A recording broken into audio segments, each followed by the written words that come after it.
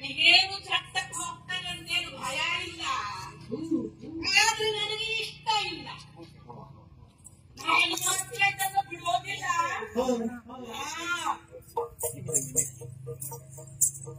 ನೋಡ್ತೆ ನಾನು ನೋಡ್ತೇನೆ ಅವರು ಇಟ್ಟ ಮುಹೂರ್ತಕ್ಕೆ ಬಟ್ಟ ಆಗ್ತದೋ ಏನು ನಾನ್ ಬೆಳೆಸಿದಂತೆ ವಿಷಯ ಆಗ್ತದೋ ಅಂತ. ಏನು ಜನವಪ್ಪ ಸರಿ ಇಲ್ಲ ರೀ ಜನ.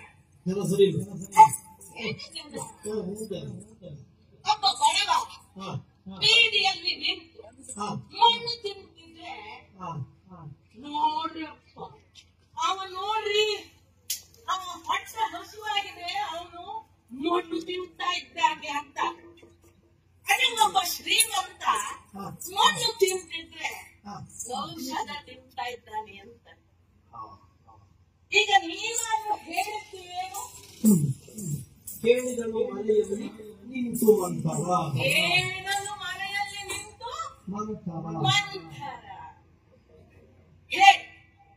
ನಾನು ಮರೆಯಲ್ಲಿ ನಿಂತು ಕೇಳಿದ್ದ ಏನು ಅವರು 4 ಗೋಡೆಗಳ ಮಧ್ಯೆ ಮರೆಯಲ್ಲಿ ಕೂತು ಮಾತನಾಡುತ್ತಿದ್ದದ್ದ.